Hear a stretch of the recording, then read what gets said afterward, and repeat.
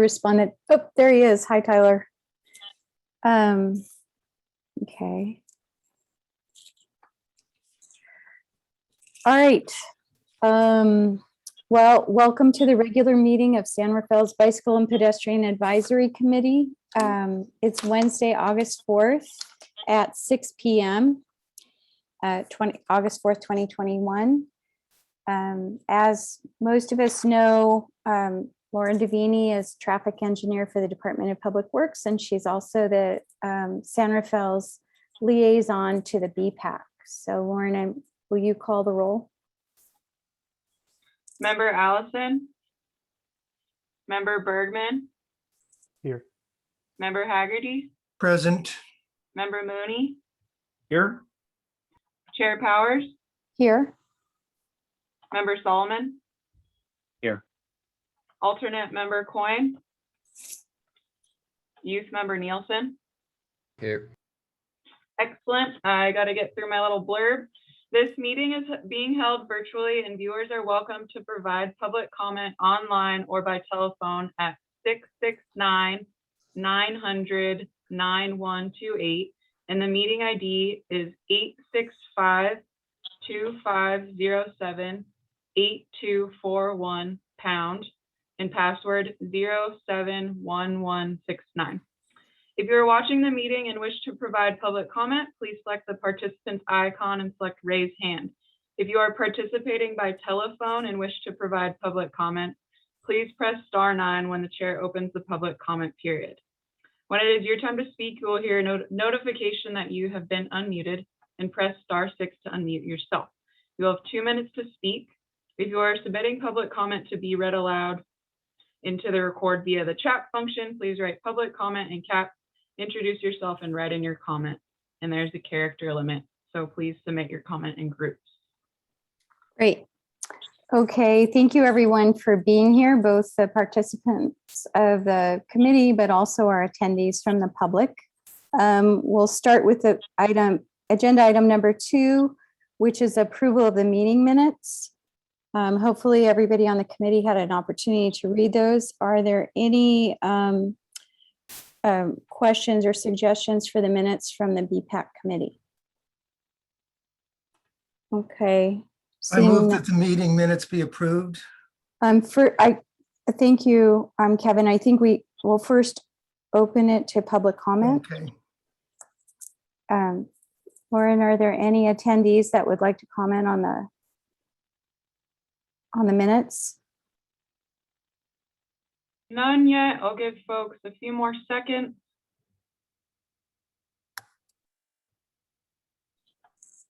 Seeing none. Okay, we'll close the public comment, and Kevin, you moved to have the meeting minutes approved. Is there a second? I'll second. Mark. Okay. Are there any, I guess, so we'll just, Any there- objections? are there any objections to the meeting minutes or abstentions? Okay, we'll consider those approved and move on to the next agenda item, item number 3. This is the time for public comment on topics not on the agenda. We value the public's attendance and your participation at BPAC meetings, so thank you for attending. In accordance with the Brown Act, BPAC will not be able to discuss items that are not on the agenda, but your comments will be noted in the meeting minutes. And in some cases, the Department of Public Works staff may reach out to you directly regarding specific concerns raised during the public comment, and some topics may become agendized for future BPAC meetings. Your comments must be limited to 2 minutes, and I missed who was going to be the timer. Kevin, okay. So, all right, great. So Lauren, if you would, if there are any comments from the public. If you wish to speak, please either use the raise hand function, or if you're on the telephone, press *9.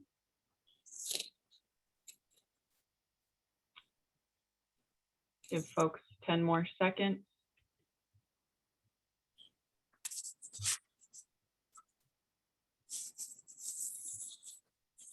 Okay, No, no one has a raised hand or anything.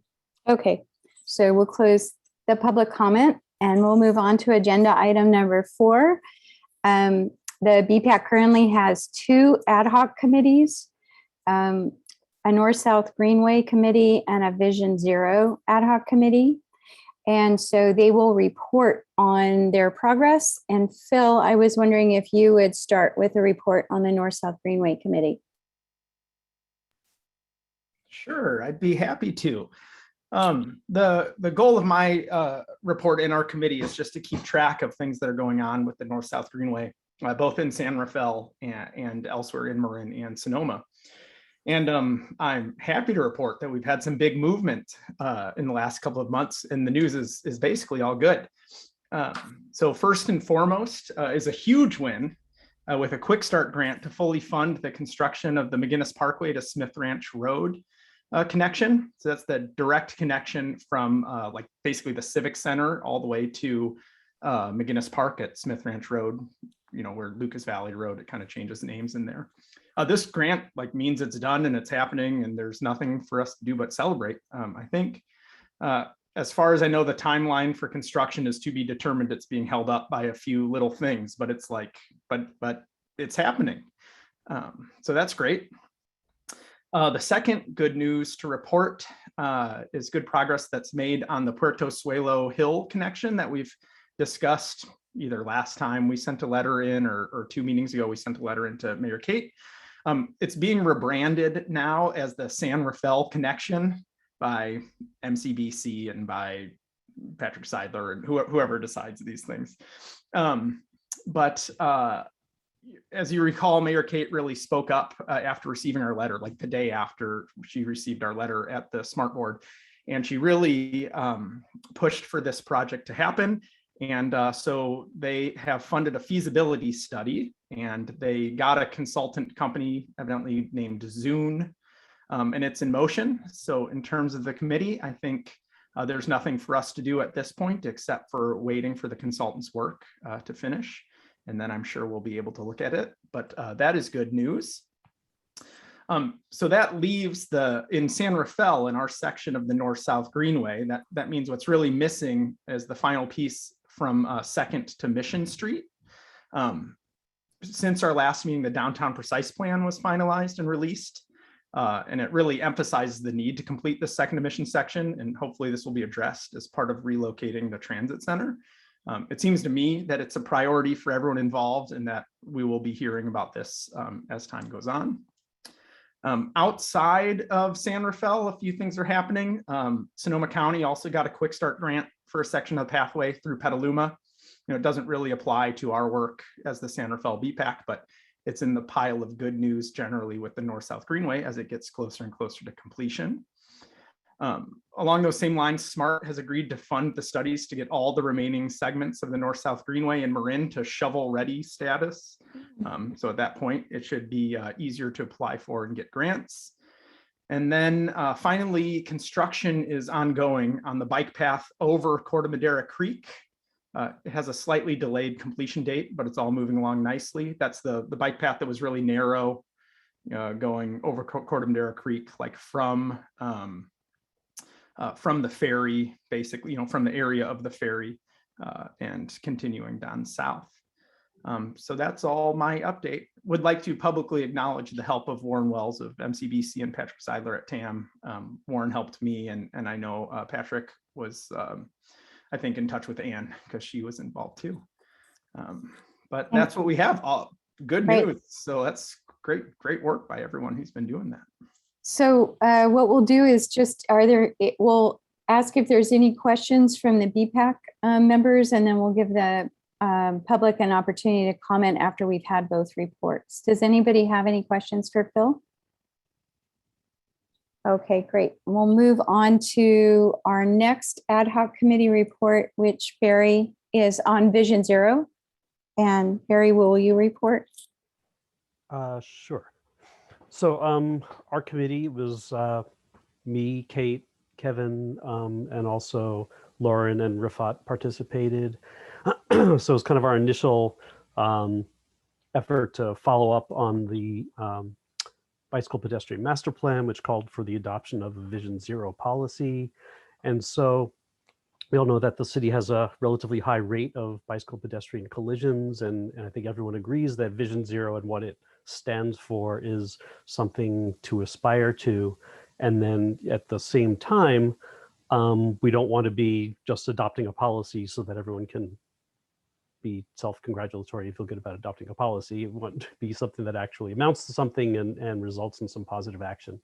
So so as we were talking about it, I think what we want to pursue is to kind of evaluate where the city is at, things that have been taken to date, how kind of this all fits together and you know, supports or aligns with Vision Zero and what that might look like.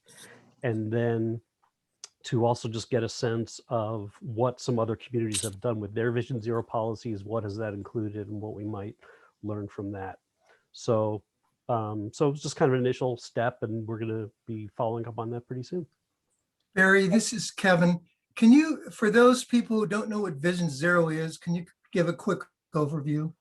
Oh, sure. It's I mean, it's become kind of a national movement, and it's been taking off on communities throughout the Bay Area. And I know MTC has adopted a policy regionally, but it's to eliminate severe injuries and fatalities, pedestrian fatalities. I don't know if it includes bicyclists. I think it's bicycles and pedestrian, but it's the goal is to eliminate the severe injuries and fatalities, collisions. So not to just reduce, but to bring it to zero. Any other questions from BPAC members? Okay, great. Thank you, Barry. Let's go to public comment. Would any member of the public like to comment on the two committee reports, ad hoc committee reports? Jean Severinghouse. Good evening, everybody. Thank you for both reports. And wow, Phil, it's just such a shot in the arm to hear like what's happening with the North-South Greenway segments that we've been kind of tearing our hair out for, you know, years. And City of San Rafael has really been getting on board, and it's like, whoa, so that's very exciting. And Barry, that's great about Vision Zero. I was wondering, I should have asked Lauren this, but I've had some family stuff. The report in Fremont, excuse me, California was very well done. And I don't know if you've seen that, but I highly recommend you take a look at the City of Fremont Vision Zero report as a model. Great. Thanks, thanks, Jane. I think we have another comment. Yeah. Okay. Maureen Gaffney. Great, thank you so much. This is Maureen Gaffney. I was with the San Francisco Bay Trail Project for 16 years and was the planner for San Francisco and the North Bay. And I just want to say congratulations on how excited I am to hear that the Smith Ranch to McGinnis segment has been funded. The San Francisco Bay Trail provided a grant for the design of that segment, and we have been trying ever since to figure out how to help the city get funding for the actual construction and SMART as well. So congratulations, you guys. This is really, really something cool. And also super glad to hear that construction continues on the crossing over Corte Madera Creek. So thank you very much. Great. Any other members of the public? Oh, I was eager to speak. I don't see anyone else from the public. Okay. So I do we want to comment. Okay. I want to thank the committee for, you know, advocating and getting that letter to City Council. I think that made a huge difference, obviously, and I'm, you know, thankful for Mayor Kate. She's very active and interested in getting these connections finished. So just thanks to the group. It was cool to see something come kind of from the bottom up and make its way to the top. Great. So we've closed public comment, and are there any other BPAC members that would like to speak on either of these, comment on either of the reports of the from the ad hoc committee members? Okay, seeing none, I will close this item and we'll move on to the bike share presentation. Scott McDonald is a senior transportation planner from the Transportation Authority of Marin. And he's going to speak about the bike share. Let me get this. Sorry. He's going to speak about a bike share program that is being coordinated between Sonoma County Transportation Authority and the Transportation Authority of Marin with cities along the SMART corridor. So Scott. Yeah, thank you very much, Kate, for the introduction. And good evening, everyone. And thanks for including this item on the agenda tonight. Appreciate the opportunity to present with Lauren. And at the end, I'll be able to answer some questions you have.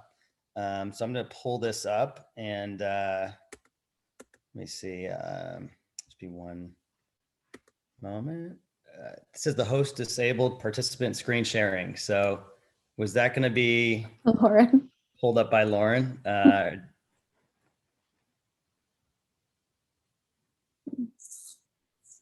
it now. Okay, one moment. So many settings. Share and okay.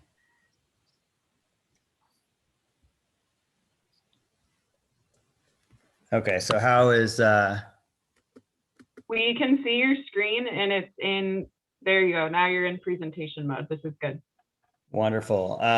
So thanks again. So this presentation is to provide just a kind of a broad overview on the progress being made to develop an electric bike share program in Marin, Sonoma counties, some next steps for program development and rollout, and more specifically, the collaboration and planning that is taking place with the city of San Rafael right now. So at a high level, the program is being set up really to offer a mobility option to connect and support transit along the SMART corridor, support GHG reduction goals, and support employers and employees with a new alternative to automobile trips.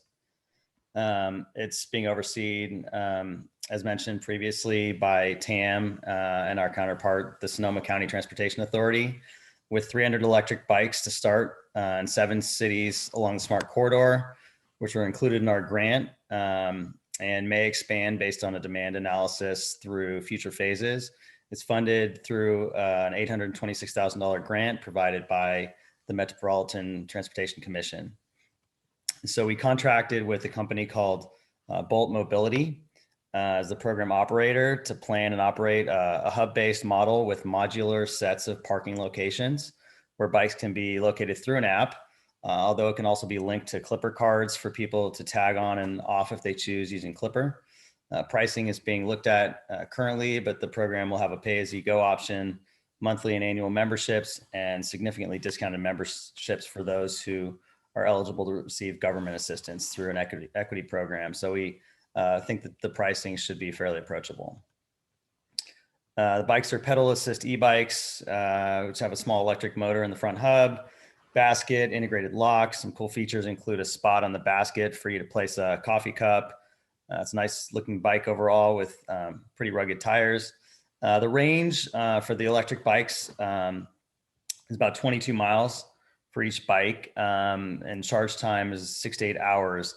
But it isn't really a concern because the contractor, through their scope, will be swapping out the batteries when necessary. So when the battery gets low, they'll have a team that goes out in the field, and when they rebalance and move around the bikes based on where the demand is, they're also going to be swapping out the batteries when needed. So we did a public survey, and along with some other data, we're looking at opportunities and locations that it's kind of a higher level right now, it's zones of interest, we're calling it, where then we can kind of narrow down further. We had roughly 500 individual survey submissions with more than 1,100 geolocation submissions. And you'll see we received a fairly wide range of input regarding these locations. I do want to just kind of point out, though, that while they are electric bikes and therefore they can go a bit further than traditional bikes, in theory, there is kind of a balance that the operator is trying to strike in terms of setting up a system that's fairly well concentrated, that can then be operated efficiently, and provide predictable locations for people to pick the bikes up, as well as to serve the various locations that we received input regarding. There is within the scope, there is an optional task to phase an additional 50 bikes once we get a better sense of like where the demand is, and we can maybe plug some of those gaps either within the starting point service area or potentially outside of the existing service area. So you'll see a map of some of the sites in North San Rafael, kind of surrounding, it's just a cluster that the operators reviewing, a potential cluster of sites around the Smart Civic Center area, as well as in Central and East San Rafael. We have a separate map that we're of sites that we're looking at, kind of that would connect with the downtown San Rafael station. And I might need to defer to Lauren or staff at the city if you have very specific questions about these sites. You can check out a program in the city of Richmond that's also being operated by our contractor, Bolt Mobility. It's going to look very similar to what we have in what we'll ultimately have in Marin and Sonoma County. You can see the bikes there at the harbor, and they've just started rolling that out. So they're phasing out the launch of that system over the next month or so. So we're working with several agencies. So I think our rollout could take at least till the end of this calendar year. We need to allow time for other cities to feel very comfortable with the sites and the spaces they make available for the program. We have approval by the entities to participate at this point. So we have an agreement that we'll be signing soon, but I think we do need probably at least through the fall to kind of narrow down from the zones of interest, which I showed on the map, which are kind of like 2 to 3 block radius locations that we're looking at, to actual, the actual right of way that we really need to make this work. But we're really, really excited, and it's been a great partnership so far with City of San Rafael. So that really wraps up my presentation. I'm happy to answer questions along with Lauren and the team from San Rafael. And thanks so much for a chance to present tonight. Great. Okay, thanks, Scott. Are there any questions? Well, BBAC will have time for comments after the public comment, but are there any questions for Scott first on his presentation? Kevin? Thank you, Scott. It was a good presentation. Does this program target, for example, are they targeting people whose destinations are 2 miles plus away from, let's say, the SMART station? Or is there another way that they've done the analysis? No, it's really geared around shorter trips connecting to SMART. So those that work slightly beyond walking distance, or maybe within walking distance, but are concerned about catching that train, and the bike might be a more desirable or comfortable option, but not significantly longer trips. So, I asked that a mile or so. I asked that question because you said it's an electric bike. So, I mean, you would think that for shorter trips, maybe, regular bikes, non-electric bikes would be used. Right. But there's some rationale for using electric bikes. There's a lot of excitement around electric bikes right now, but we expect some midday trips. So those that may commute to San Rafael, like the workforce that works in San Rafael, for midday appointments, may take a bike out during the day.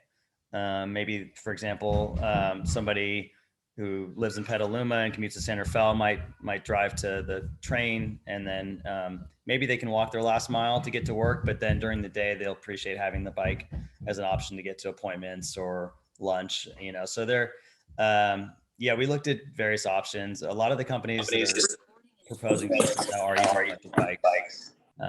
So I think it's a one way to promote e-bikes and give people a chance to try them out. So maybe kind of a byproduct of it, people try the system out and decide whether or not they want to invest in an e-bike for themselves. So one last question, and that's, is it the desire of the program for, let's say that someone works a mile from the smart station. Is it the desire of the program for them to take that bike when they get off the train, take it to their work location, keep it all day long, and then return it to the smart station? Or would there ideally be like a docking location somewhere close to their work designation? Yeah, we would expect them to terminate the trip when they get to their work site. So they would dock the bike at the nearest location, and then it makes it available for someone else to use that bike.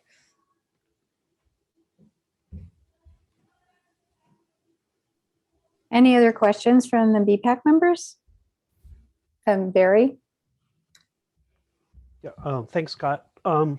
Question. So what is the kind of jurisdictional coverage of the program? And you mentioned that Bolt also has a program in Richmond. I mean, I saw you were showing stuff about Sonoma. I mean, could someone take a bike from one city and one county to another, or does it have to be brought back to the same one?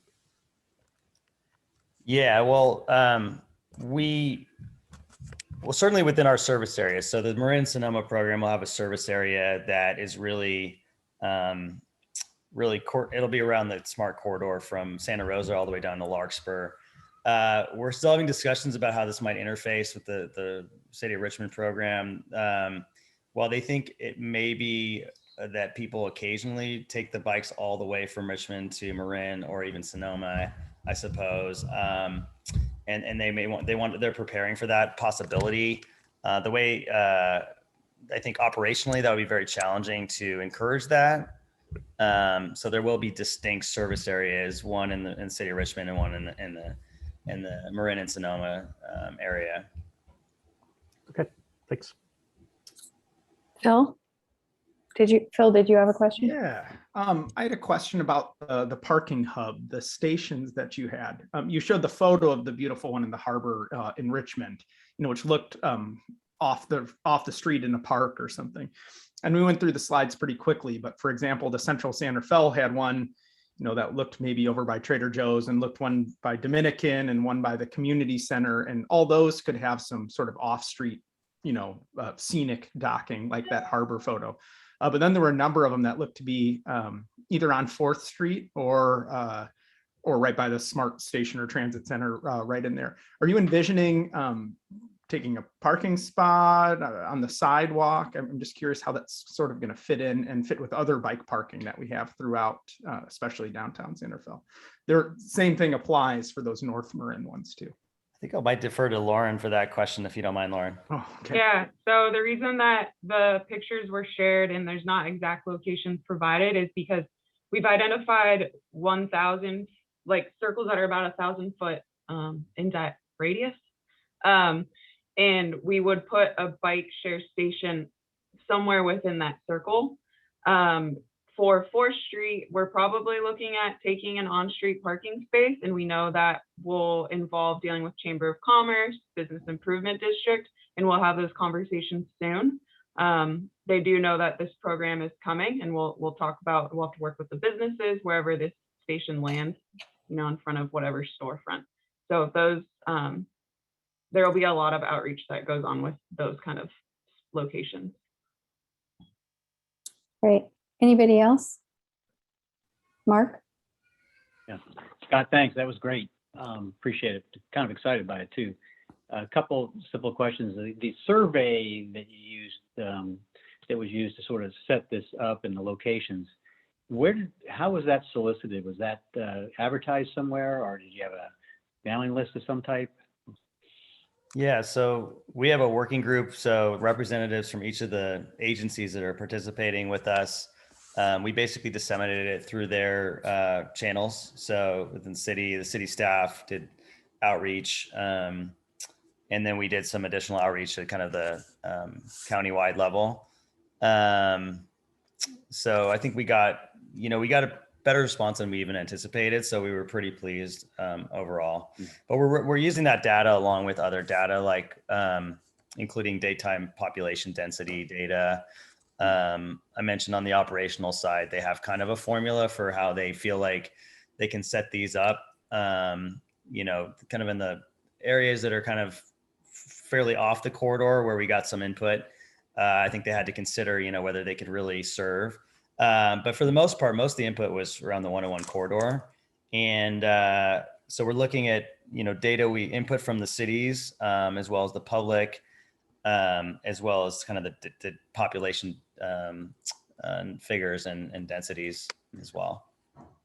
Okay, thanks. I so want these things to be successful, but I've seen in other cities, like the photo of Richmond and San Francisco, you see these bike share, hubs all over the place, but I don't see that many people oftentimes using them. And I'm just hoping that this is going to have more success. You know what I mean?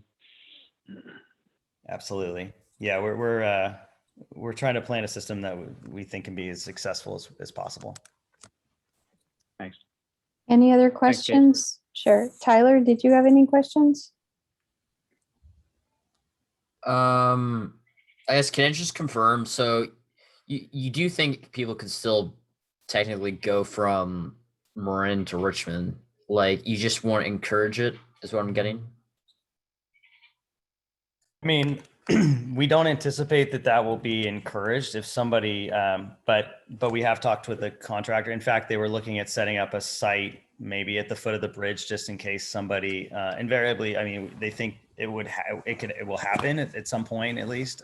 So they're going to basically have to rebalance those bikes. So if somebody brings them over, if a significant number of people at least did, they would have to return those bikes. Their maintenance team would have to, return those bikes back, because they're trying to provide predictable locations within the city of Richmond and as well in Marin. So, but the technology is really, it's going to look and feel the same. So, I mean, that could change. It's really just, it's being discussed still, but that's been brought up in a couple meetings, and they do assume that at some point somebody will bring a bike over. You could, if you're willing to return it, I mean, you could ride the bike outside the service area, but where you need to start and end your trip within the service area boundary, or there are fees that incur, and that's the way to disincentivize people from bringing a bike way outside the service area and leaving it.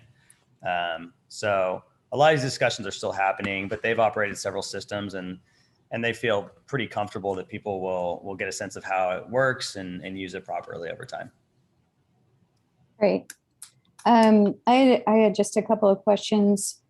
Did the technical analysis for locations include any focus on where would the safe routes for those bikes to be kind of in a comfortable and safe bike lane to get from, say, I saw 4 areas in North San Rafael. I wasn't able to count how many in Central San Rafael, but for example, in the canal area, when you're looking at possible locations for the hubs, is that a consideration? Within the city specifically, I mean, I think we're still looking at kind of the higher level locations, and haven't really narrowed it down to, like, which cross, might not be on 4th, for example, although we could, but like it could be at a cross street. We have to think about, where people would start and end their trip when we actually get into citing specific locations. So that will be certainly a factor. And Lauren, I don't know if you want to add to that. I think that's a component. But for example, downtown 4th Street, that is the preferred east-west route through downtown. Makes sense. It's the commercial corridor. For the canal, there's not a lot of dedicated bike facilities, but we know we need to serve that neighborhood. And I believe there are sharrows. So yeah, it's one of many things being considered when figuring out where stations will go. Okay. My other question is just, so people would bring their own bicycle helmets. I'm just being sort of naive about this, but what is the weight of the bikes? is this program targeted to a particular audience of people who can handle weight, or is it pretty doable for lots of folks? The weight of the bike, I'm going to pull that up right now. It says 68 pounds is their pounds. standard. Oh, 68 pounds That's kind of a typical weight for an electric e-bike. bike. Okay. Yeah, that's in the realm of reasonable for an electric bike. Maybe a little bit on the heavy end, but nothing super out of line. Okay. Thank you. Lauren, let's go to the Oh, Kevin, did you have another question? I had one quick. Is there a criteria that's been established for measuring whether the program's a success? Well, the more tangible data will be utilization. There's been a lot of anecdotal information that's come out of areas like in Boston, which has about a decade of experience, where they've seen bike use. They believe there's a link between the visibility of the bike share system and bike use more broadly, where people may try the system out, not consistently use it, but maybe it, or they try it for a year and then they terminate, but then they decide they want to start commuting by way of bike, but actually purchase their own e-bike, or in this potentially. So there's some data that we won't collect, that we may assume some byproducts of it. And then there's some data, most of the data will be on the utilization. So we'll definitely have utilization data to report out. And so we'll go from there. But as far as like, to what extent it encourages people to use transit, what percentage of people are using transit in conjunction, I think some of these things we'll have to assume. But there is data, like based on the, certainly the utilization is something we're going to be tracking closely though. Great. Lauren, we have Phil. And do you have goal, like, are you trying to get this to be like revenue neutral? Is that like one of the stated goals or anything? Or is that sort of part of the picture is for your utilization data? I'm sorry, what was that? Are you like aiming to have this be like revenue neutral, make money with this program, or what's the? Yeah, so I will say, through our agreement with the contractor, it's a 300 bike program to start with a 3-year operating period, and they receive all the revenue that comes from any sponsorships they decide they want to line up, as well as the ridership revenues from actual trips, as well as the memberships. So, we're certainly hoping it is over time a successful venture for them, so that there's not discussions that might need to take place around whether it would be publicly subsidized beyond this grant. We're using a regional grant source for this program, and so we certainly we hope it's successful enough that it was a successful venture for the contractor beyond the pilot period, and it's something that the public comes to appreciate. But yeah, so that's we're optimistic at this point. And then one more question, if I may. Is there planned wayfinding around the stations that's going to go up in San Rafael too? Just for, you pick it up and there's another station a mile away. Are there planned signs or guides, or is that all through an app that you're finding the location? I think most people will use the app, and the app will be for a lot of people, the most useful way to find out where the bikes are available at any given point in time. There'll be a map on the website. There'll be some hub light infrastructure associated with the hubs. They're basically just a series of bike racks that might give you like a map of where the sites are, but I think most people would rely on the app. So I could defer to Lauren, but I don't think there'd be significant wayfinding throughout the city or anything like that. Yeah, we haven't talked about that, but definitely something to consider. And Lauren, we've got a number of members of the public that want to comment, and I think Matthew's had his hand up the longest. Yes, so Matt Hartzell. Hi, can you hear me? Yep. Hi, this is Matt Hartzell with Transportation Alternatives for Marin. That's Patrick Seidler's organization. And I have 3 questions. Are these bikes going to be legally operated on, can they be legally operated on all bike lanes and bike paths in the county? And should I ask all questions at once or one at a time? I think the process we're going to follow is after we close the public comment, there, Scott and Lauren will respond to all the questions. Okay, so my second question is, what are some of the other locations being studied other than the ones shown in North and Central San Rafael? I realize this is the San Rafael BPAC meeting, so maybe that's the reason for San Rafael centric, but just I was curious what are some of the other cities or unincorporated areas of the county that are also going to be getting these? And also, I heard you just a minute ago mention a membership fee. Is there going to be a membership required before one can use these bikes? And if so, do you know how much it is? And also, what is the per use fee going to be? Okay, those are all my questions. Thank you. Kate, I think we'll just go ahead and answer before I forget. Okay, I great. already forgot the first. The first question one- was, can these bikes be used legally operated on all bike paths in the city or the county? Let me get back to you on that. I'm not super well versed in the different classes of So e-bike.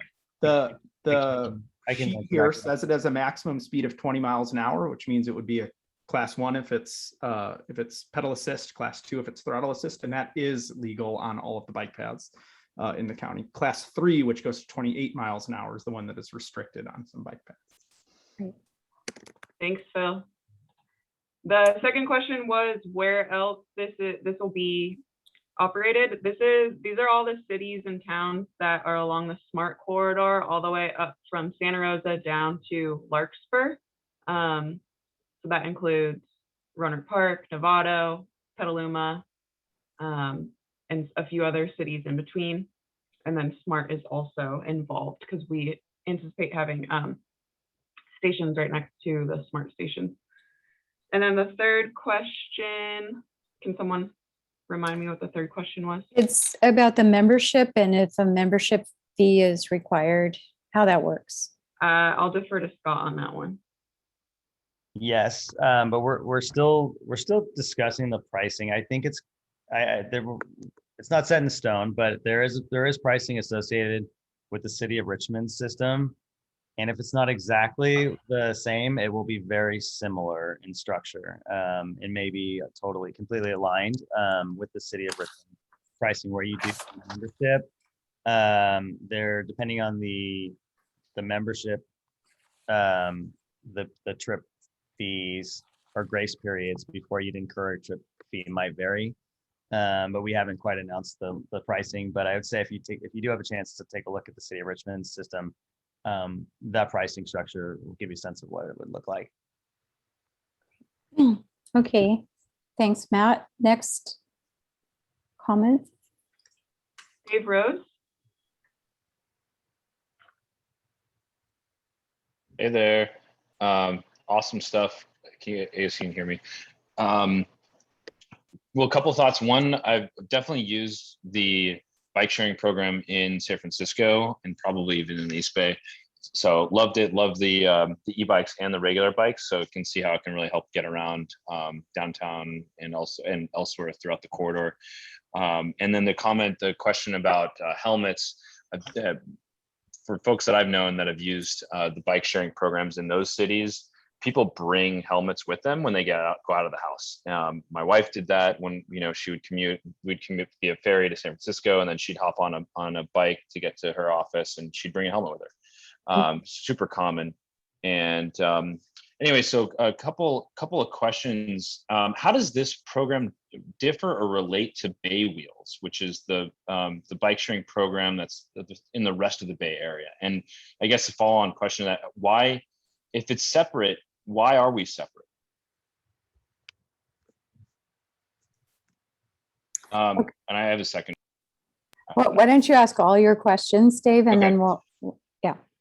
Second one, is there a station? I know, is there a station planned at just the Smart Larkspur station, a bike sharing station, or in addition to the Smart Larkspur station, is there also one planned for the Larkspur ferry terminal? I could see folks trying to get from downtown San Rafael to the ferry terminal via bike because it could be faster, easier, and cheaper to do so via bike rather than via the train, and also via like a bus. There's no real great bus connection between downtown San Rafael and the Larkspur Ferry Terminal. So I personally experienced that, both those things, those issues. So love to hear more.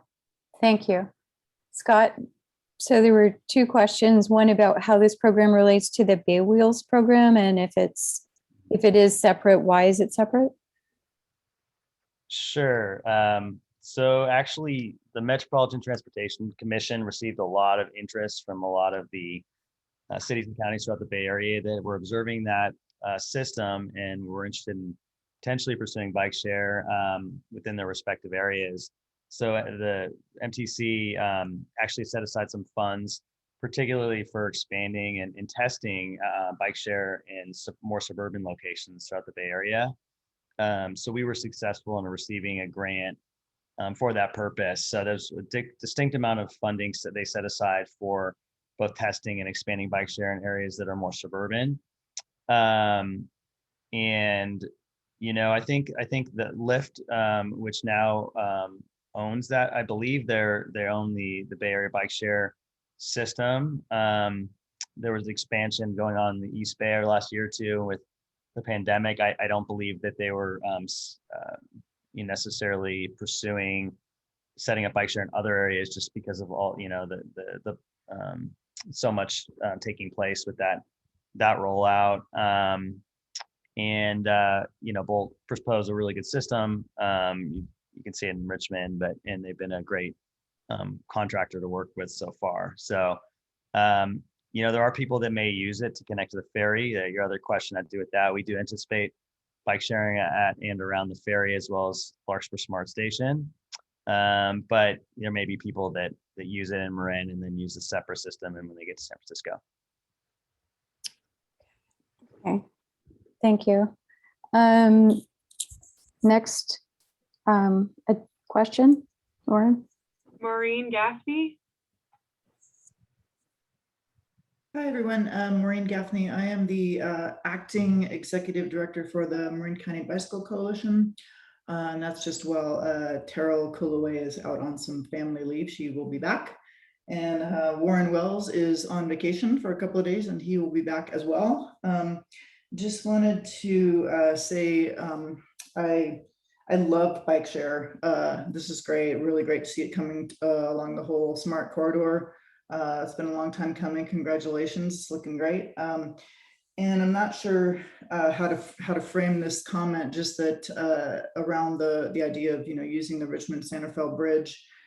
Completely understand that the operator, you know, will probably need to charge potentially an out of region, out of zone fee for that. But if just to say, if there's any way to you know, to not discourage trips across the Richmond Santa Fe Bridge, especially during this time of the pilot program, where we really want to keep that that bicycle pedestrian pathway and really do anything we can, in my view, to show good numbers on the bridge and to make sure that we keep that critical connection between Contra Costa and Marin County via the Richmond Santa Fe Bridge.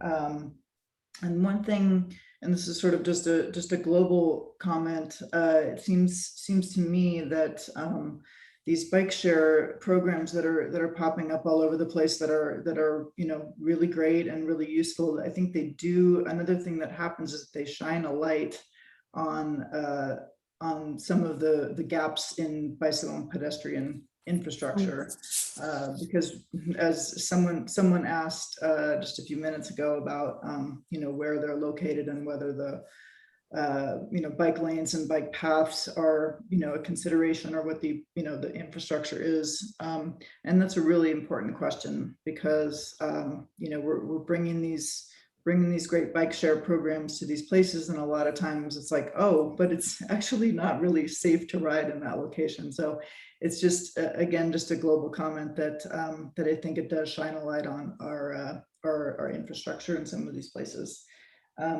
And finally, just a quick comment that I think with bay wheels in the city. I think somebody was asking about why only electric bikes. I think it was Kevin. And I think, and this is just anecdotal, that when they had electric bikes and regular bikes, they just saw that most people chose the electric bike when there was both on offer, and they couldn't quite keep up with the demand. Again, just anecdotal, but just wanted to put that out there. And thanks very much for moving this forward. Thank you, Marie. Lauren?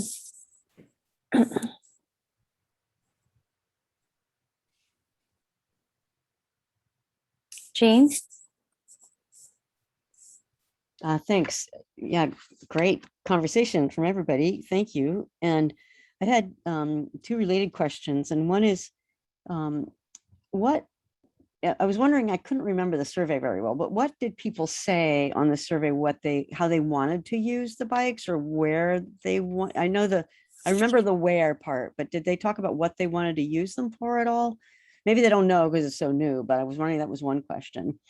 And the second is, in Chicago, the system is called, the bikes are not electric, but just regular, is called Divvy, and it's a big, huge grid. So they actually did visualizations where they tracked each GPS unit on each bike, and you can like see it. With a time delay, you can actually see where all the bikes are going. So they're kind of creating the knowledge of where people, what are the desire lines, where people want to go, and that should actually really help us with the idea about the safe routes too, and where do we need the safe routes. So that's kind of one related. And then the other one is, I noticed there's one station in the canal, and can you please clarify what this idea of the 1,000-foot radius, because that's quite a ways. And I know there's only 300 bikes, so you have to cut them somewhere, but it seemed like maybe in the canal there might be a need for two stations, like one at Pickleweed and one much closer, because it's a pretty big walk across town there. So thank you. I'll defer to Lauren on some of those questions. Maybe starting with the locations, because I think that's what the survey ultimately, we had the most, I think, meaningful input regarding the site locations. I think is really what we got in the survey. But in terms of the locations in the canal, I think to your points, I think I'll turn over to Lauren, but we're looking at some of the options. Yeah, that map that we showed with the downtown locations and East Santa Fe, there is a change I had suggested to the team, and that was to take one of the locations from 4th Street and put it in the canal. So that way folks have an origin into the destination within the canal. So we're looking more like at Pickleweed and then closer to Bellum, like maybe near Cardenas Market, to, like I said, give people 2 points within the canal. And then, wait, Jean's other question was about, did the survey ask what people would use the bikes, what they wanted to use the bikes for, or what they thought they would want to use the bikes for? Yeah, we'd have to pull that up, but when we looked at what, significant input we could really glean from that survey, it really, I think it was most valuable in really helping identify the sites where people would like the locations. So that's where we drew the most conclusions. And so, it is commute focused. The grant is really expressly for the purpose of, catering to people commuting in and around the smart corridor. So we are setting it up with that, to meet that goal, but we also do anticipate that there will be some recreational use. There will be a novelty around the electric bikes. So I think it's somewhat nimble. I mean, we, like I said, there's additional bikes that can be phased in. And so we will, I think we'll be looking at what feedback we get for the first year, and then making potentially some adjustments as well as we go forward. Great. I think we have one more comment, raised hand. Yep, Lori. Hi, I could not see on the map where your locations were because it was very tiny. Can you tell me where in San Rafael your locations you're thinking of, other than 4th Street and taking up another parking space? Yeah, North San Rafael around Northgate, the Civic Center station, and one near the county building. Central San Rafael, 4th Street, and then we're looking at 2 locations in the canal. So, okay, so Central San Rafael and 4th Street are 2 different things? 4th Street is Central San Oh, Rafael. that's what I thought, okay. And what about the locations for where the businesses are, or where people are gonna go to? Or is that not part of the deal? I don't know what you're asking. When somebody takes one of those bikes and goes somewhere, where do they drop it off? At only these locations, or is there other places where they can drop them off? There's incentives for dropping them off at another hub.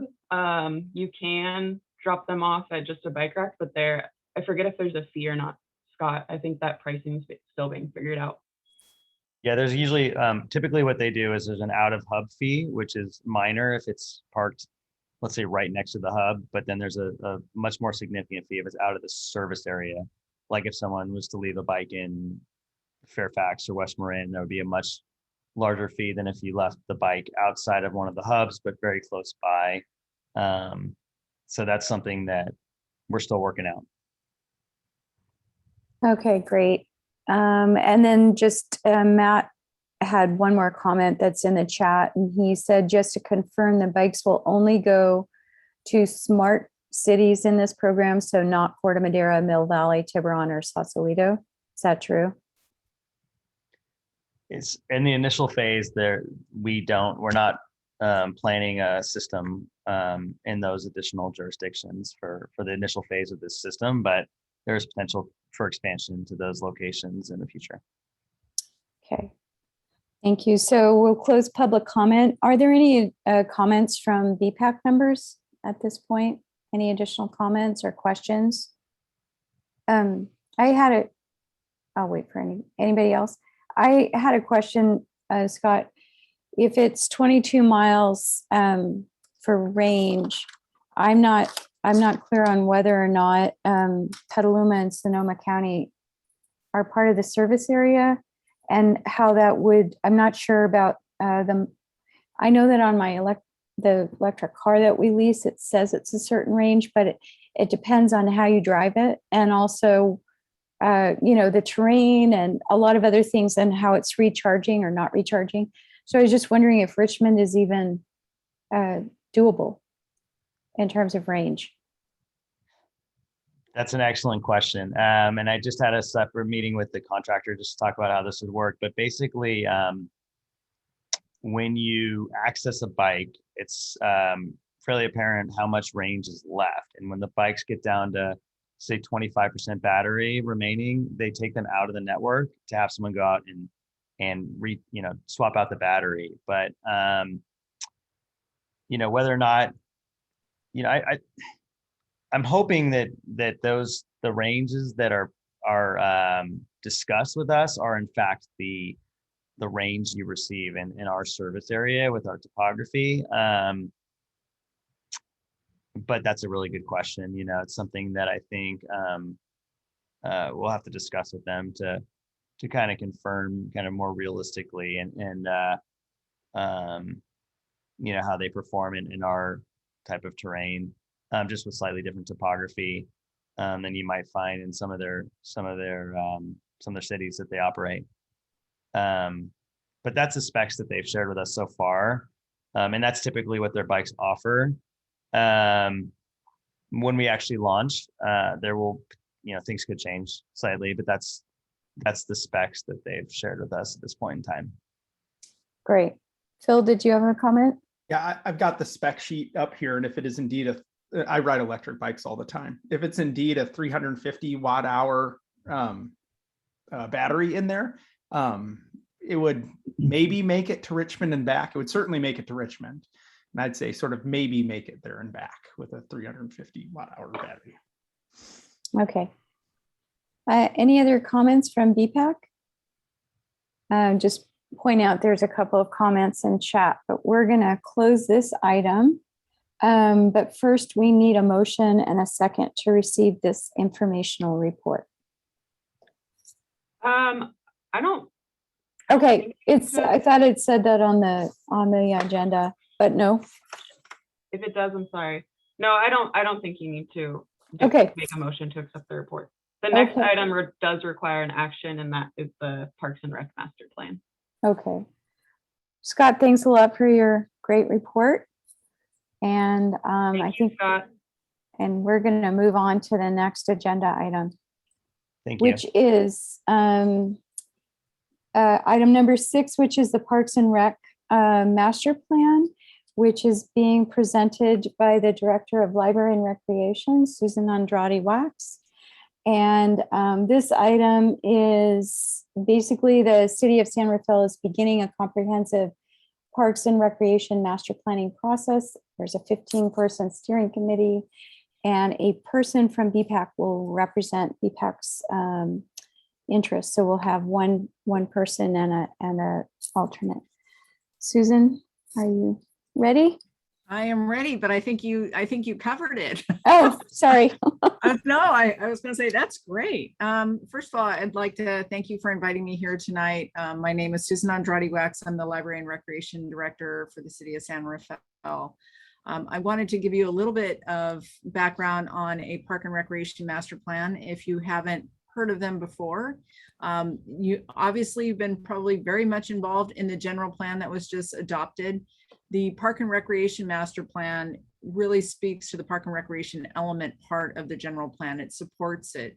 It is a citywide comprehensive plan that evaluates the community's use of facilities, facilities that have yet been developed and which types of facilities that the community is interested in.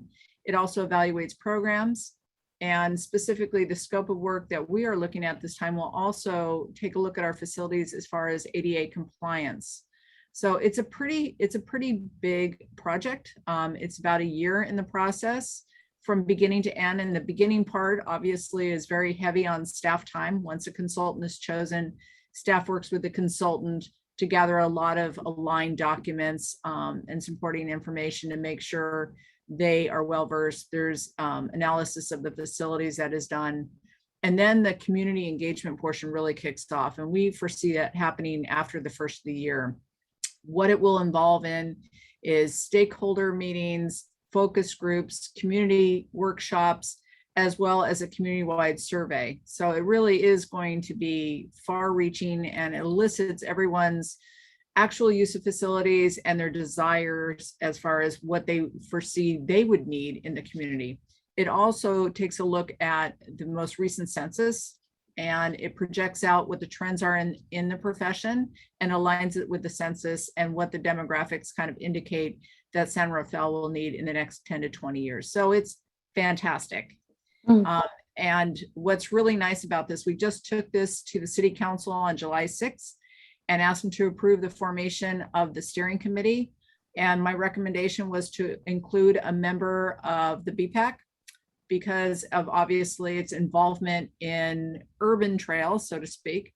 And we also are projecting that on the tail end of the Park and Recreation Master Plan, that there will be a Trails Master Plan study that will be done in alignment with the update of the bike and pedestrian plan, so that they will be integrated, because we really do not have a Trails Master Plan for the city. So now you kind of understand why we're here. Obviously, you are very much involved. The work that you do is very much involved in Parks and Recreation, and we'd like to see your involvement. So what we are asking for tonight is for you to select one representative from the BPAC and an alternate. And what they would do is participate in the steering committee meetings. We foresee that there could be as many as 7, maybe as few as 5. And they would be held most likely every month during the very beginning. So kicking off probably in January. It might be fewer than that. It might be more consolidated. It might be every 2 weeks. But it's really to help guide the consultant and make sure that the process aligns with the scope and that the community engagement is really kind of meaty and meaningful. So it's kind of a two-way expectation on the representatives. It's not only do we have your voice and you're speaking on behalf of the BPAC, but then we expect the relationship to be that you will come back to the BPAC and share with them the information that you've heard and, you know, possibly solicit feedback. Also to provide to me and the rest of the staff and the consultant where we should go to make sure the community is well aware of this process going on so they can get involved. So that's the expectation. I have done this several times and I've got to be honest, it's really exciting to go through the process, and it's probably a process that is well loved by the community because they're talking about something that they're passionate about. So that's, I'm here to answer any questions. I know I gave you a lot of information, but I'm here to answer any questions that you may have. So any members of the BPAC have any questions about the master planning process or? Okay. I have a question. Are there any members at large that the public could on the steering committee beyond the folks that you listed in your staff report? No, there is not. Okay, I thought there were for the general plan, and that's why I was just asking. There was. Okay. Okay, and seeing no questions, are there any questions from the public? I see none, but Lauren, do you want to? Give folks a few more seconds. I will. Is there anyone there, Lauren? No one has their hand raised. Okay, so we'll bring it back to BPAC. Would anyone like to volunteer to be BPAC's representative to this committee? Okay, I would like to volunteer if nobody else does, but we would need we'd need an alternate for the committee. I think it's really an important, I think getting to the green spaces, to and from the green spaces, is becoming more and more important. And as the city starts to work on its specific plan, both for Southeast San Rafael in the canal and other locations in Southeast San Rafael, and also in Terra Linda in North San Rafael, where there's some development being planned up there, that looking at how those locations, how those specific plans relate to recreation opportunities. And as I mentioned before, safe and comfortable connection to our green spaces in both communities as well as downtown is really important. So I appreciate the opportunity for the BPAC to have a member. I didn't want to jump in right away, but I am interested in seeing BPAC representation on this steering committee.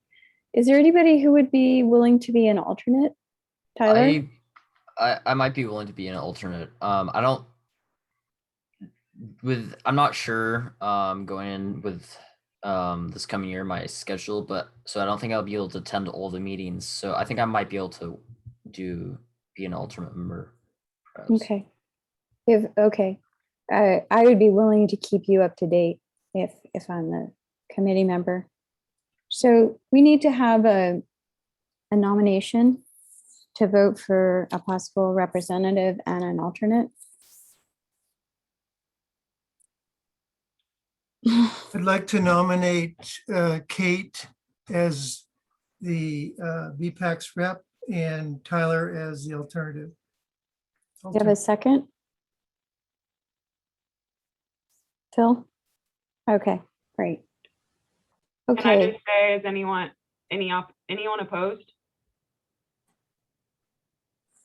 you guys are really silent on this. I'm surprised. It's usually a very chatty item. I will tell you that we're in the process right now of evaluating the proposals that we've received from 5 consultants. They're pretty incredible.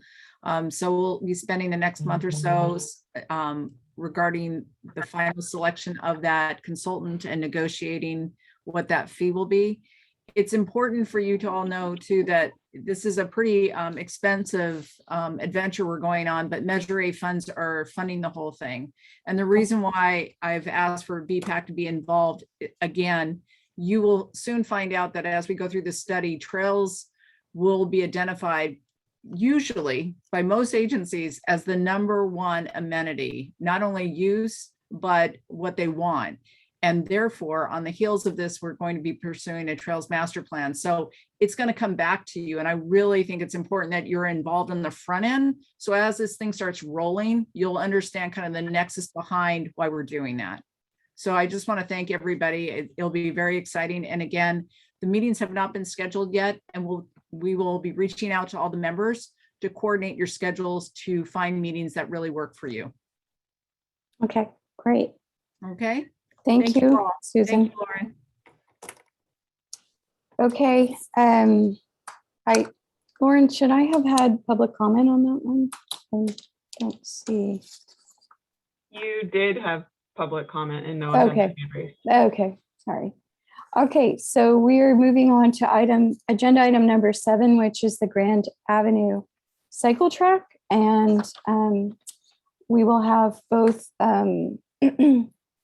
both April and Lauren, I guess, present on that item. Thank you. Yeah, thank you. So I'll be presenting. April Miller is our city engineer. She's here for to help with any questions you all may have. Let me share my screen. And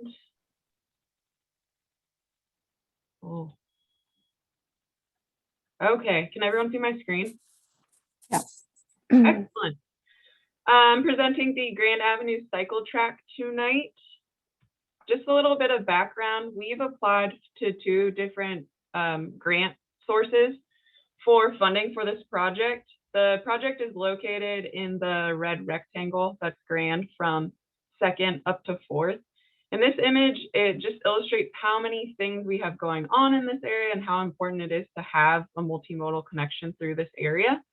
Starting from the south, you have your Francisco Boulevard East sidewalk widening. Anyone who's driven or been on Francisco East has probably seen that project underway. I believe they're pretty much done with the sidewalk widening, and then we'll go back and be able to resurface the street.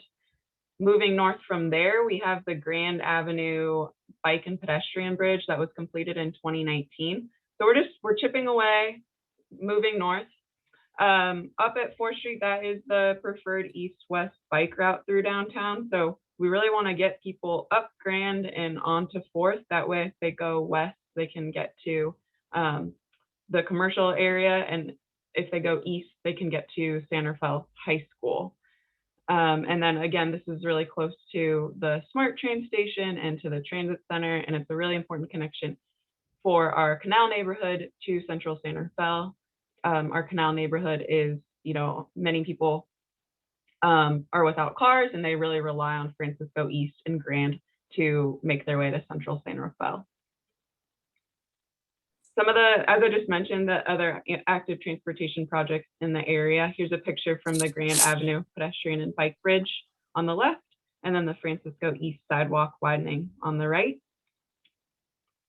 And here is just an image. This is basically if you're on Grand Avenue at 2nd Street, kind of looking towards 3rd Street. The top image shows what's going on existing. So you have a parking lane, 2 southbound lanes, there's a median, and then there's 2 northbound lanes.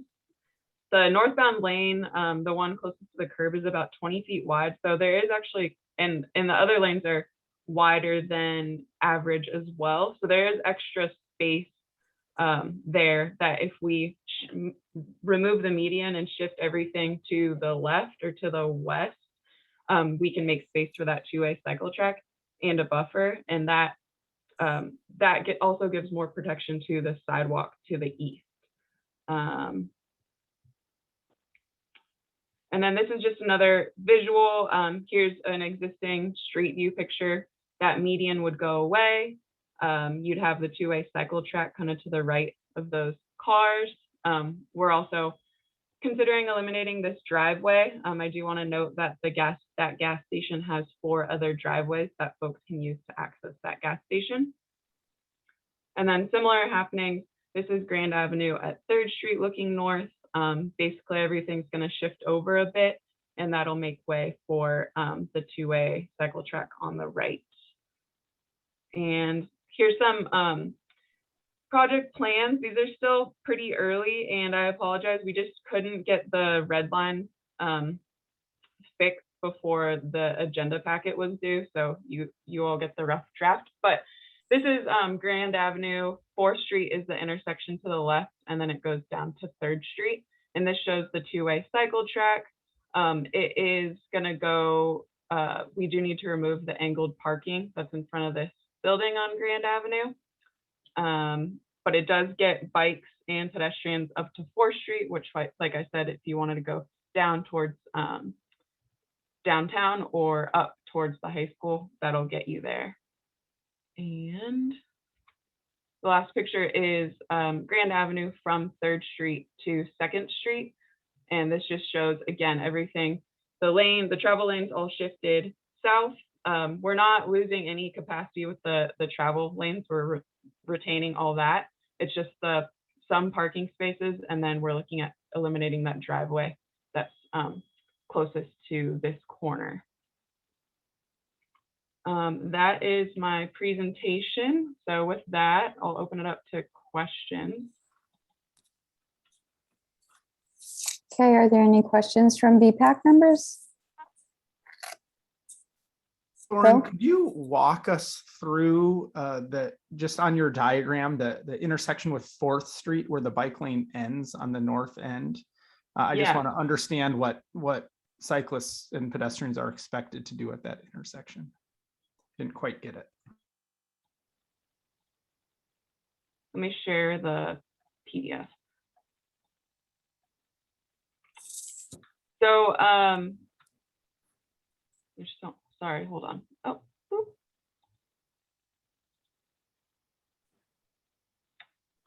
Yeah, so we are still exploring options for 4th Street, but this at least gets bikes and pedestrians up to 4th Street. They're showing a bulb out, so I don't know, what do you want me to talk you through, I guess? So if you're a bike, so the red X's, that means those things are not existing. Am I reading that correct? Yeah, those are some stuff that would be removed. So the other thing is this project was getting really costly with a bunch of signal modifications and curb changes at 4th Street.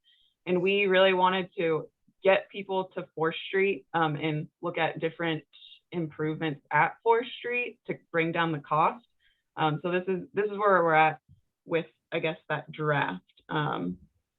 We were showing. So I guess my main concern is walking through a cyclist that would be riding north on Grand and wanting to turn left onto 4th Street to go towards downtown. Turning right would be easy to go. Getting onto the path seems like it would be fairly easy to do. But that left turn towards downtown looks more difficult. And I'm just curious the path you're envisioning. What we could do is, a bike could go north with the green phase with the northbound cars. We could add a bike box so they're stopping. This is a little confusing to talk about because north is to the left. But if we can get bikes, if they use the green that the cars are using, we can get them to this point. We could add a bike box and then they could wait until it's green for 4th Street to cross there. So exactly what I was hoping for and going to recommend. Yeah, and the nice thing about bike boxes is that they are pretty simply striping, so pretty inexpensive, and that's a comment that we'll include to the designers.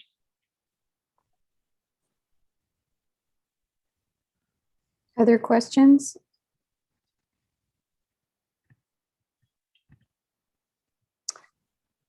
Phil? I have one more question, more generally. You mentioned that 4th Street is the preferred east-west bikeway, which I very much like. When I was going through the precise plan that was just released, there was a little bit of conflicting information, and one of the diagrams had asked for a special study to look at Fifth Street again as the east-west bike path, which we have talked about in this committee. And I think people know that I don't like that one as much as Fourth Street. Is that still a possibility that you would go to Fifth Street? And if so, it seems like it would be more important to get this up another block also. To be honest, I didn't know that the Fifth Street option was still in there. I'm mostly concerned with getting people to Fourth, and I think Fourth Street near Grand Avenue, we do have a little bit more space. Fourth Street, as you get closer to downtown, becomes more constrained, and I think that's our more challenging point. And I think that's a later project. I want to get people to Fourth and Grand, get them. We can include Sharrows at this point, and then we'll work on, the next challenge of what do we need to fix on Fourth Street. Great. Lauren, this is not the slide where the diagonal parking is being removed, or is it? It is the slide. I'm sorry, this little bar is in the way. Let's see. There we go. What businesses are those? Oh, Can I you see it's on the, yeah, it's a faded aerial so I that see. the other stuff would stand out, but you can see the back ends of cars sticking out under this red hatched area. okay, so it's This- on the This east side. building, Yeah. Yeah, this is the east side because north is to the left. But this building is actually owned, or the county is considering occupying it, and we did let the county know, like, hey, we have plans for this cycle track, so you need to take that into account with whatever you're developing there. Okay. If there aren't any more questions from the BPAC, we'll go to public comment. Actually, I have a question. Sure. Lauren, I'm looking at the shifting of the crosswalks at Grand and Fourth, and I'm just having a little trouble seeing, but I guess it looks like to fit the cycle track that I don't know if it was a curb extension or so the pedestrian crossing across Grand is now longer, right? As proposed. Can I get back to you on that? This corner is still very much in a draft phase. Because we had said, oh, let's do bulb outs, but because of the increase in costs, we talked to the designers and said, can you do something without bulb outs? And so this corner definitely needs some more work, and we'll work through those details with the designers. Okay, and I guess my other questions about this. I guess I don't typically see a crosswalk at right angles change to one that's skewed. And so I guess that's because that corner needs to be worked out. Yeah. And it looks like, is that an earlier version that had a crosswalk next to the dedicated bike crossing that got? Yeah, so the out? earlier version shows with this bulb out, you would have the green across Fourth, that's for the bikes, and then the black markings is showing where the pedestrians would go. And so with this version, that changes without the bulb out. Okay. And I want to say we have seeked funding and applied, and it's looking pretty good. I think we'll get most of that funding we asked for, and then the city would be on the hook for the rest. But if we find any other funding opportunities and we're able to get more money for this project, then maybe we can look at the Cadillac design for 4th Street.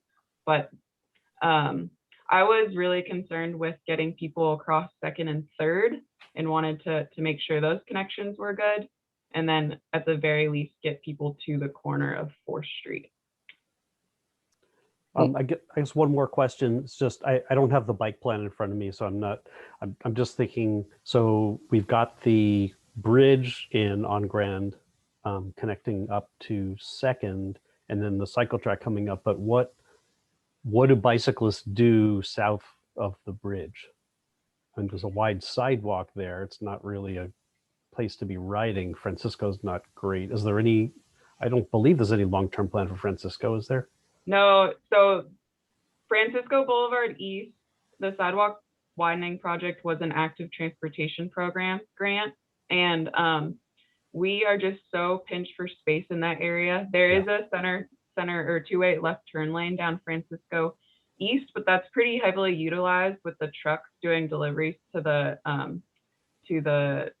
dealerships.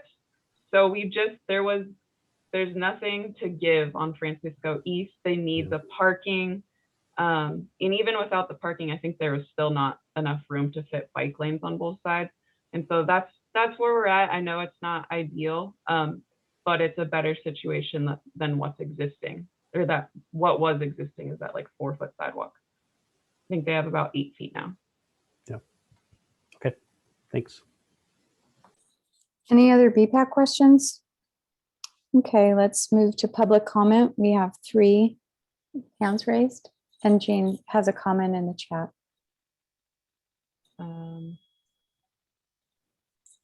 Okay. Dave Rhodes. Hey there. This looks it's great. Great to see. I saw in the materials that it looked like the project estimate's already over $1 million. Is that right? What it was? Does that include some sidewalk construction, or is that really just restriping and like bollards and stuff like that? April, do you want to answer that question? Yeah, I can answer that.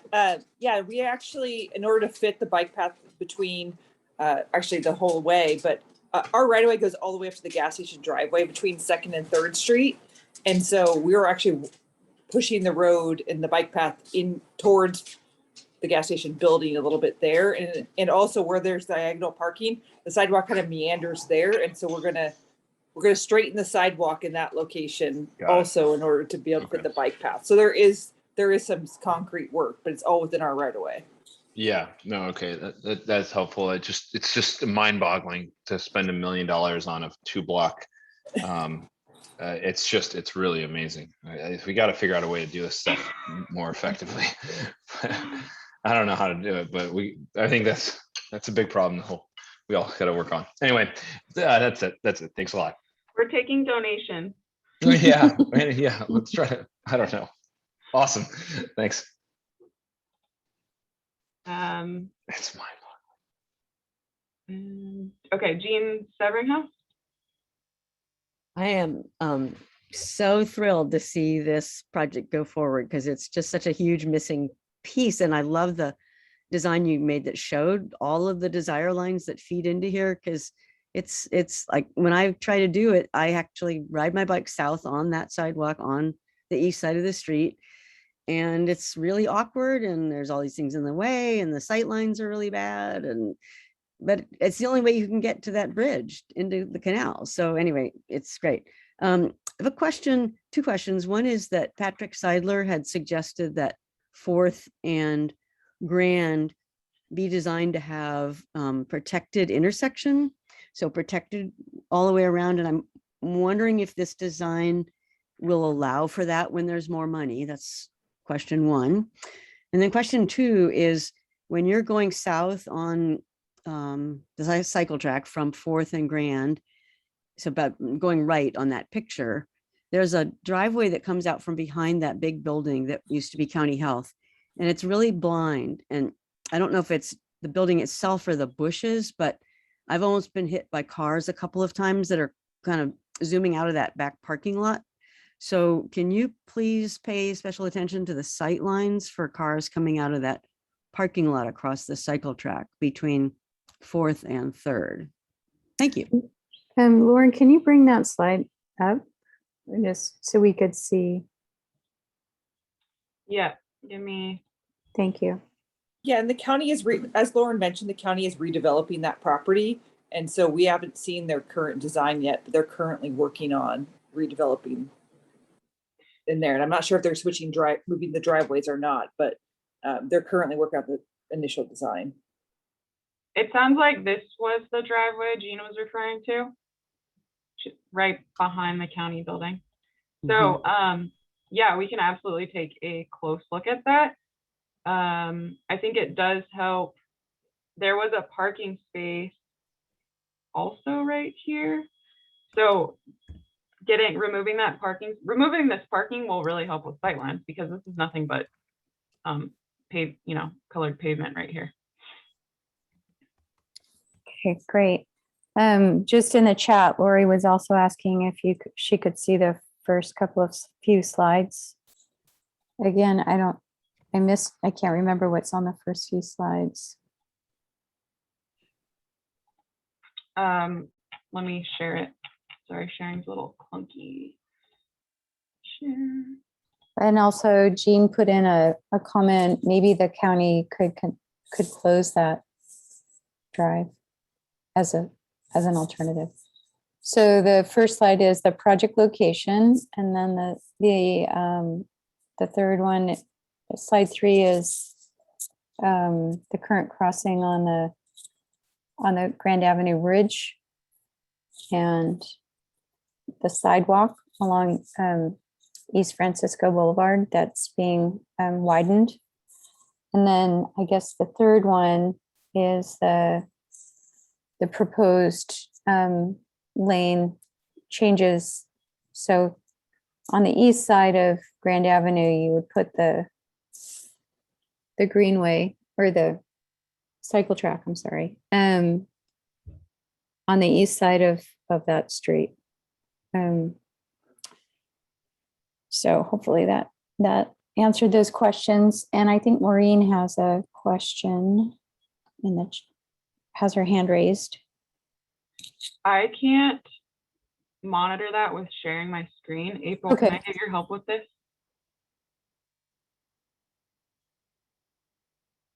Great. So Thank you. Okay. Good to go? Yeah. Yeah, thanks. Really excited to see this moving forward. I certainly share the other commenters' alarm at the cost, but I'm continually alarmed at cost for most projects these days. So I guess alarm is becoming the norm. And just, I do, it's not entirely clear to me how, I completely appreciate, Lauren, your emphasis on getting folks to 4th Street. And I understand that, especially with these costs, that these things need to be taken one step at a time, one project at a time. But I do have some concern about how folks are going to get onto and off of this cycle track. It looks like, I think that 2-stage left turn box for southbound folks was removed. And I understand, value engineering and all of that. So just again, and I know that you guys are giving serious consideration to all of these things, and that you're looking for funding to do the Cadillac version. And just quickly wondering what type of bollard is planned for the buffer, if you know. We don't have the bollard type picked. I imagine it'll be something similar to a K71, something that's, about 3 feet tall with reflectivity. The beauty of using this approach with striping and safe hit posts as opposed to like a concrete median is, if there's tweaks that we need to make, we can easily do that with the striping instead of, dealing with a concrete median. And then that sets you up, if we're really happy with the design, then we can come back and add in a concrete median. Great. Is there any more public comment, April? I don't see any. I don't see any either. Okay, and there was just confirmation in the chat. You confirmed to Maureen that the widened sidewalk on East Francisco does allow bikes. So we'll close public comment. And is there, would any other members of the BPAC want to provide any additional feedback on the design so far?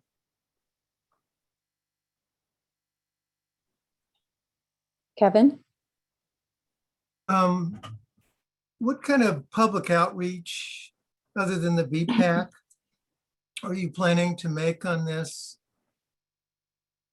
We'll go out and do more public outreach, especially to the folks impacted by the parking and driveway closures later this summer. And we talked about bringing this project to city council maybe in the fall. So that's our proposal for that. Okay. Any other comment? Phil? Sorry, one final comment and concern. When you're coming off the Grand Avenue Bridge and crossing Second Street, I would encourage you and just think of things to make motorists aware that are making a right turn, to go out towards China Camp. I find that people at that intersection often come pretty hot into that corner. I saw one of the designs had green striping, which I think is great, but anything you all can do for whatever signage, whatever, put green all over the road, just to make sure that right turn is as safe as possible, I think is worth looking into. Yeah, thank you. I was really focused on the southbound left, but we looked at the numbers and the volumes are actually pretty low. But yeah, the northbound right, I agree with you. It's a pretty wide, like big radius curb, and so people are taking that corner pretty fast. And we'll look at what we can do with striping and other enhancements. Thank you. Great project. Barry, did you have a comment? Yeah, I know, Lauren, I know you said you're working on that one corner. I just keep looking at that, and I'm just concerned that it makes things quite a bit worse for pedestrians. And all of it, it certainly helps for bikes quite a bit. So if, I like the suggestion Jean made about the protected intersection, and that's going to add to cost, but maybe if it is something that could be designed in a way that it could potentially accommodate something like that would add some additional protection for the pedestrians and hopefully address that issue. I don't just trying to think long-term about it, because I just hate to see heads compromised for bikes or vice versa. Yeah, thank you. No, we'll definitely take a close look at that corner. Any other comment or questions? I had one last question, and that is there any more information known about a site, and maybe Kevin, you have some information, choosing a site location for the transit center, because it seems like this is a main way for folks from the canal to get to the transit center. And we would want to make sure that, the route to the transit center, the most direct route to the transit center, is very safe. So I was just wondering, there's 3 alternatives currently being considered, but I was wondering. Lauren, the Golden Gate Transit is scheduled to issue a draft EIR pretty soon. And they have defined a preferred alternative, which is the whistle stop block. And the whistle stop block is between 3rd and 4th, is that correct? Yes. Okay. And it could include part of the block that's west of that block too. So it is possible that people may want to turn left at 3rd to get, is it? I mean, I just think in terms of creating a route that works for people who are going to be the most frequent travelers along the route, and what their destination is important to consider. Absolutely. Okay. I don't know. 3rd Street well, we can look at that and talk about it. I'd rather have people go to 4th Street to go east-west, because 3rd Street is just so high volume, higher speed. Okay. But you also have to look at, where are people actually going? You can design with one thing in mind, but people may be, they want to use 3rd Street. So we'll consider, we'll look at that too. And how to discourage it if you don't want people to travel, to cross, to get there from there. Okay. I guess we have one more comment from the chat, and that's from Jean. On the drawing of 3rd to 2nd is the crosswalk on the south side of 2nd. across Grand leaving. Because because the high school students use the bus to Canal on Second there. Something else to consider.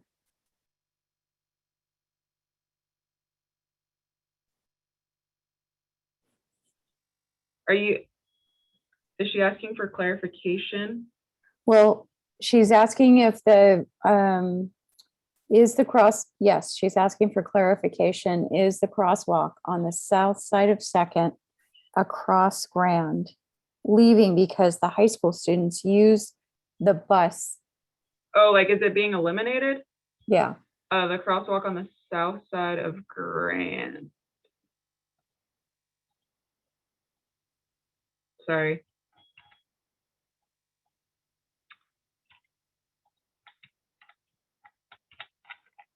I can't scroll this any faster. Not at this time, because the transit center moving is going to take a while, so we'll probably consider that at a later date. But in the current plan, we're keeping the crosswalk. Yeah, I see the confusion. I don't know why they marked it out, but we don't have plans to remove that crosswalk. Otherwise, we'd be trapping people. Sorry about that. Okay.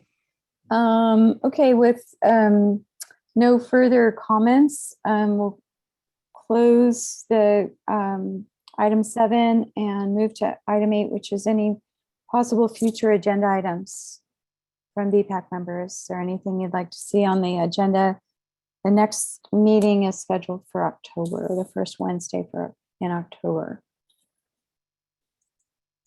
Okay, one of the items will be the ad hocs will continue to report out. But any, Lauren, do we have any confirmation of the speaker or any presentations for that meeting? We heard the strong desire for Vision Zero, so I was talking to the director of Vision Zero, Leah Shaham. I don't know how to say her last name, but she was willing to present to the group in October. I need to finalize details with that. Great. Okay. And with that, I guess we're adjourned, and the time is, what time is 7:41 is adjournment. Thank you, everybody who attended from the public, and also to the BPAC members. We'll see you in October. Thanks, Lauren. Thanks, everyone. Thanks, April.